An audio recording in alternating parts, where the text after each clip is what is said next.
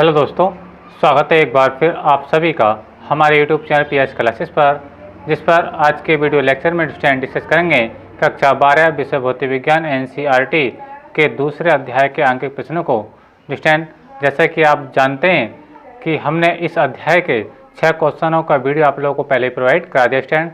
तो आज के वीडियो लेक्चर में हम न्यूमेरिकल नंबर 7 को हल करेंगे। तो आइए बिना किसी देरी के शुरू करते अपने वीडियो लेक्चर को।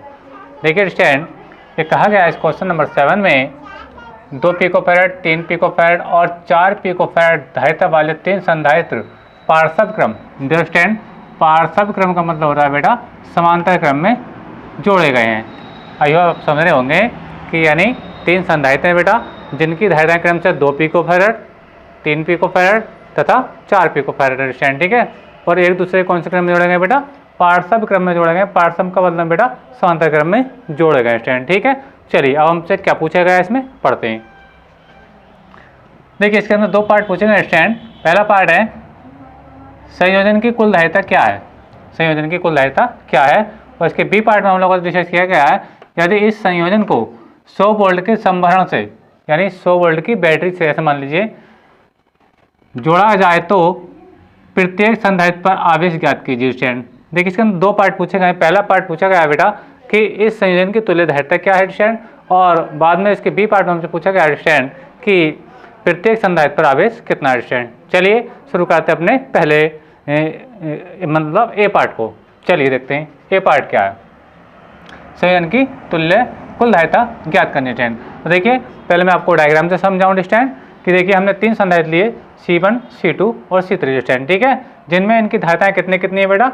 2 पिकोफैरड है, 3 पिकोफैरड है और बेटा 4 पिकोफैरड है, ठीक है। और कौन से क्रम में जुड़े हैं बेटा? ये समांतर क्रम में जुड़े हैं यानी पार्श्व क्रम में जोड़े गए स्टूडेंट, ठीक है। आई होप कि आप समझ रहे होंगे। तो अब हम इसकी तुल्य धारिता निकालनी स्टूडेंट। तो देखिए समय बचाने के लिए मैं थोड़ा लिख रखा है, अभी बाद में सॉल्व करके दिखाऊंगा। देखिए C1 बेटा कितना देखा है? 2 पिकोफैरड यानी 2 गुणा 10⁻12 फैरड। C2 आपको 3 पिकोफैरड, 3 गुणा 10⁻12 फैरड, ठीक है स्टूडेंट। और जबकि C3 का मान हमें दे रखा बेटा 4 पिकोफैरड या क्योंकि 4 गुणा 10⁻12 फैरड स्टूडेंट, ठीक है। हमने कहा माना इस संयोजन की तुल्य धारिता क्या है बेटा? C है, यानी इस जो सिस्टम ये जो परिपथ बना है स्टूडेंट, ठीक है, इसकी जो तुल्य धारिता बनी है बेटा क्या मानी है? C मानी है, और उसे हमें उसी को हमें ज्ञात करना है स्टूडेंट, ठीक है। तो हम जानते हैं बेटा समांतर क्रम संयोजन का जो फार्मूला होता है वो क्या होता है? देखिए वो होता है C बराबर C1 plus C2 plus C3 student, ठीक है। जहाँ C क्या है बेटा? तुल्य धारिता जिसको हमें ज्ञात करनी स्टूडेंट, ठीक है। C1 का वैल्यू रखिए बेटा 2 पिकोफैरड यानी 2 लिख लेते हैं, और C2 का मान कितना बेटा? 3 पिकोफैरड, 3 लिख लीजिए, और C3 का मान बेटा कितना? 4 पिकोफैरड यानी 4, ठीक है स्टूडेंट। तो आप देखेंगे C का मान आ चुका है 2 और 3 5 4 9, यानी जिसकी तुल्य धारिता आई बेटा 9 पिकोफैरड आई स्टूडेंट, ठीक है। या फैरड में करना चाहो इसे स्टूडेंट तो इसको हम लिख सकते हैं बेटा 9 गुणा 10⁻12 फैरड। आई होप आपको समझ में आ रहा हो स्टूडेंट। तो देखिए इसका ए पार्ट का जो सॉल्यूशन बेटा वो यही था। इसमें ये पूछा गया था कि इसकी तुल्य धारिता कितनी है बेटा? तो इसकी तुल्य धारिता कितनी है बेटा? 9 पिकोफैरड, यानी ये जो बेटा आपका पूरा परिपथ जोड़ा गया है इसके अंदर 3 संधारित्र हैं जिनकी धारिताएं C1, C2 और C3 स्टूडेंट, और एक दूसरे के समांतर क्रम में जोड़ा गया है, ठीक है। समांतर क्रम में जोड़ने के बाद हमसे पूछा गया था इस परिपथ की तुल्य धारिता क्या है। तो बेटा वो तुल्य धारिता कितनी है? 9 पिकोफैरड स्टूडेंट, या ये कहिए 9 गुणा 10⁻12 फैरड, ठीक है स्टूडेंट। तो इसकी तुल्य धारिता आपके सामने आ चुकी है स्क्रीन पर, कितनी है? 9 पिकोफैरड या 9 गुणा 10⁻12 फैरड स्टूडेंट, ठीक है। अब चलते हैं बेटा इसकी बी पार्ट की ओर। देखिए हमसे बी पार्ट में क्या पूछा गया स्टूडेंट? यदि इस संयोजन को इस 100 वोल्ट के इस संयोजन को यानी ये जो अरेंजमेंट है स्टूडेंट, ठीक है, 100 वोल्ट के संभरण से यानी 100 वोल्ट की बैटरी से जोड़ देगा स्टूडेंट, ठीक है, तो प्रत्येक संधारित्र पर नया आवेश क्या होगा स्टूडेंट, ठीक है। चलिए फिर मान लीजिए जब बेटा ये बैटरी यहाँ से जुड़ी है तो यहाँ से हमें क्या मिलेगा? चार्ज मिलेगा, यानी हमें Q चार्ज मिला। मान लीजिए यहाँ पर क्या मिला बेटा? हमें Q चार्ज मिला स्टूडेंट, ठीक है। लेकिन बेटा यहाँ पर क्या आकर के क्या होगा कि आवेश जो होता है बेटा इनकी धारिताओं के अनुपात में बढ़ जाएगा। मान लीजिए C1 संधारित्र में Q1 आवेश आएगा, और C2 संधारित्र में मान लीजिए बेटा Q2 आवेश आएगा आपका, और संधारित्र C3 में जो आवेश आएगा बेटा आपका Q3 आवेश आएगा स्टूडेंट। और बेटा हमें यही वैल्यू निकालनी है, हमें C1 की वैल्यू निकालनी है, हमें Q1 की वैल्यू निकालनी है, आपको Q2 की वैल्यू निकालनी है, और Q3 की वैल्यू निकालनी है स्टूडेंट, ठीक है। यानी ये देखिए हमें तीनों संधारित्रों में क्या बताना है बेटा, आवेश बताना है कि किस संधारित्र में कितना आवेश प्रवाहित होने वाला है स्टूडेंट। चलिए ध्यान से देखते हैं। देखिए अब आवेश निकालने के लिए देखिए धारिता का फार्मूला क्या होता है, धारिता का फार्मूला होता है स्टूडेंट C बराबर क्या होता है, Q/V होता है। क्या होता है बेटा, Q/V होता है स्टूडेंट। ठीक है, आई होप आपको समझ में आ रहा होगा स्टूडेंट। और मैं Q का मान निकालने इस फार्मूले से तो Q बराबर स्टूडेंट क्या हो जाएगा, Q हो जाएगा बेटा, वेरी गुड, CV हो जाएगा। क्या हो जाएगा, Q बराबर क्या आ जाएगा बेटा, CV आ जाएगा। क्या आ जाएगा, CV। तो बेटा इसी फार्मूले की सहायता से हम Q1 Q2 का मान निकाल लेंगे। जब हम बात करेंगे बेटा Q1 की तो Q1 लगा देंगे स्टूडेंट। ठीक है, जब हम किसमें आवेश किसमें निकालना है, C1 में निकालना है, तो धारिता कितनी हो जाएगी बेटा, C1 हो जाएगी। ठीक है, जबकि B की अगर मैं बात करूं तो बेटा समांतर क्रम में विभव जो होता है बेटा वो समान होता है।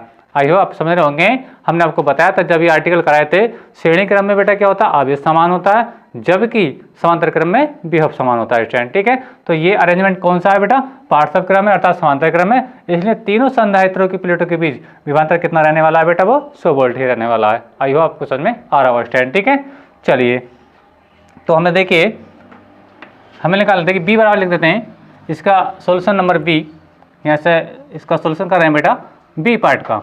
ठीक है, जहाँ B पार्ट में B का मान कितना दे रखा है, देखिए ये B बराबर दे रखा है आपको 100 वोल्ट। कितना दे रखा है बेटा, 100 वोल्ट दे रखा है। अब देखिए हमें निकालना है बेटा पहले संधारित्र में, यानी जो जिसकी धारिता बेटा C1 है, इसमें आवेश निकालना है यानी Q1 निकालना है।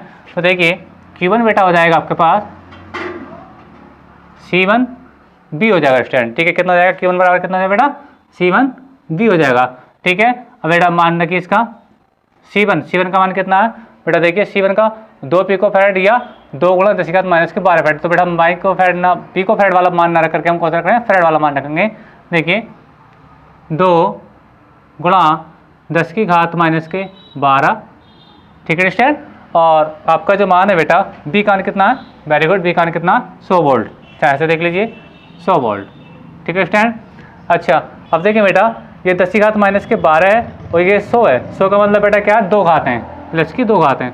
100 का मतलब क्या होता है बेटा, प्लस की 2 घात हैं स्टूडेंट। यानी समझ रहे हैं आप लोग कि 100 को हम क्या लिख सकते हैं बेटा, 10⁻2 लिख सकते हैं। ठीक है स्टूडेंट, चलिए आप इसको सॉल्व करते हैं।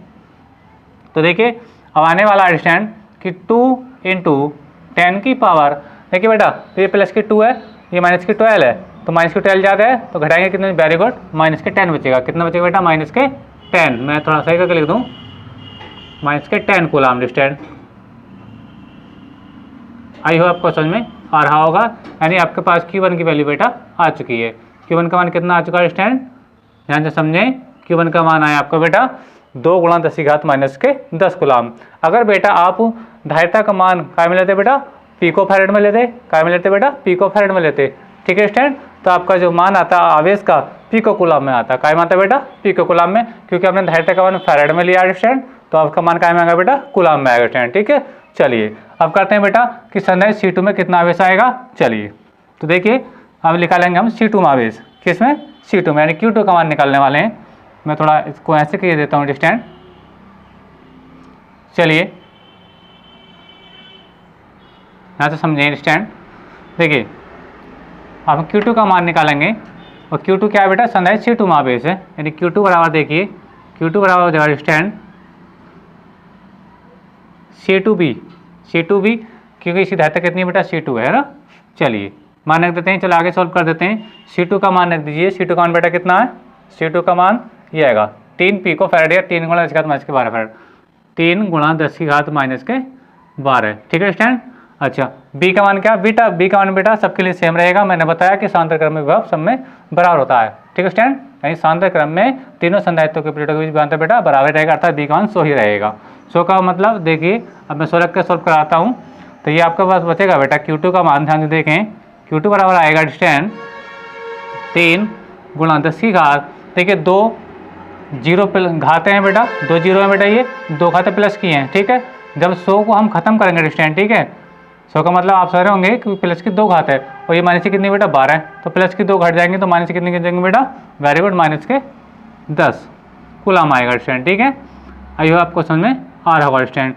तो अब ये जो आवेश आया बेटा कौन से इसमें आया बेटा, ये आया आपका इस वाले संधारित्र में आवेश। ठीक है, चलिए अब देखा, अब देखते हैं बेटा Q3। ठीक है स्टूडेंट, तो Q3 निकाल लेते हैं। देखिए Q3 का मान निकालेंगे हम, यानी संधारित्र C3 में आवेश यानी Q3 तो Q3 हो जाएगा स्टूडेंट आपका C3V हो जाएगा। कितना हो जाएगा बेटा? C3V हो जाएगा। इसका मान लिख दीजिए बेटा, C3 का मान कितना है? 4 गुणा 10 की घात माइनस के 12, 4 गुणा 10 की घात बेटा कितना? माइनस के 12 स्टूडेंट। और B का मान तो फिर से वही 100 है। कितना है बेटा? 100। ठीक है स्टूडेंट, यानी 100 का बराबर बेटा 10 की घात 2 के बराबर। यहाँ पे एक बार यहाँ पर नोट कर ले लेना कि हम 100 को क्या लिख सकते हैं? मारना है बेटा 10 की घात 2 के बराबर मारना है। आई होप आपको समझ में आ रहा होगा स्टूडेंट। ठीक है, चलिए सॉल्व करते हैं। तो Q3 बेटा आपके पास आएगा स्टूडेंट 4 गुणा 10 की घात 12 में से 2 घटाइए, कितने बचे? माइनस के 10। Very good, coulomb. देखिए स्टूडेंट, आपके पास C3 का मान भी आ चुका है स्टूडेंट। C3 का मान कितना आया बेटा? ध्यान से समझें, Q3 का मान आ चुका है स्टूडेंट। यानी Q1 का मान कितना है बेटा? 2 गुणा 10 के घात माइनस कूलाम। Q2 का मान बेटा कितना? 3 गुणा 10 के घात माइनस 10 कूलाम। और Q3 का मान कितना है बेटा? 4 गुणा 10 के घात माइनस के 10 कूलाम स्टूडेंट। ठीक है स्टूडेंट, अच्छा। और इस परिपथ की तुल्यता कितनी है बेटा आपकी? 9 पिकोफैराड या 9 गुणा 10 के घात माइनस के 12 फैराड स्टूडेंट। ठीक है, अब बेटा वीडियो आपको कैसा लगा बेटा? वीडियो को पॉज करके अपना नोट्स बना लीजिए स्टूडेंट। अगर वीडियो आपको पसंद आया स्टूडेंट तो वीडियो को भी लाइक कीजिए, शेयर कीजिए एंड कमेंट कीजिए स्टूडेंट। ठीक है, और चैनल पर नए हैं तो चैनल को सब्सक्राइब भी जरूर कीजिए स्टूडेंट। तो आज के वीडियो लेक्चर में स्टूडेंट इतना ही। थैंक यू, धन्यवाद, बेस्ट ऑफ लक।